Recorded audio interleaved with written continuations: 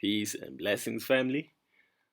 Today we are going to look at the importance of history, how important it is for African people to study our history, and that purpose and that reason is beyond just us feeling good about having come from greatness.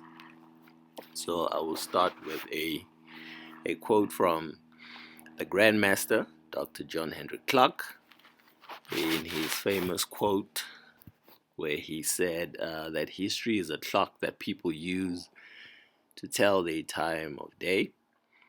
It is a compass they use to find themselves on the map of human geography.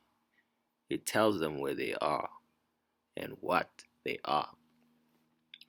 And our sample from history today will be the great Mansa Musa, who is famous for his enormous wealth, whose wealth is estimated at around 400 billion US dollars in today's terms.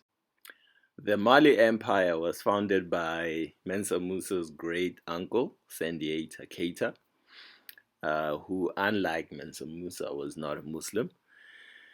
Mansa Musa played a pivotal role into turning the Mali Empire into a World Trade Center. He developed cities like Timbuktu and Gao into important cultural centers. His international fame began with his pilgrimage to Mecca.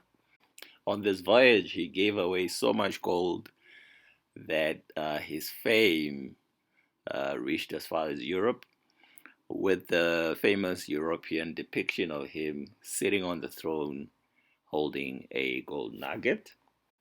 His objective was to seek closer ties with the rest of the Muslim world, and his famous visit to Mamluk Sultan of Egypt in July of 1324, where the nature of his giving, the massive spending and generous donations created a massive 10-year gold recession.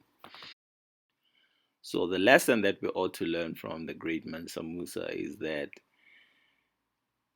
regardless of all the wealth that he had, being the wealthiest person at the time, he was still not the most powerful person, because he still looked to another man's land as the Holy Land. He went to the Arabs, who were subjugating African people all around the so-called Arab world. He went to bow down to them. He went to seek their allegiance. And that allegiance did not benefit his legacy, did not benefit his descendants. So the Arabs, with less fortune than him, were more powerful than him, because religion is the glorification and the deification of a culture. And what the Arabs had was their culture elevated above the African high culture, which is the source of all human greatness, including the Islamic religion that he was so devoted to, that drove him to go and seek allegiance among the Arabs instead of amongst his own brethren. And so we see the same pattern being repeated almost 700 years later among Africans. When they gain fortune, they go out there to buy themselves a piece of European culture in the form of brand names created by Europeans, your Gucci's and your Louis Vuittons. So we can see clearly from here that money without spiritual emancipation and cultural emancipation will not give Africans power.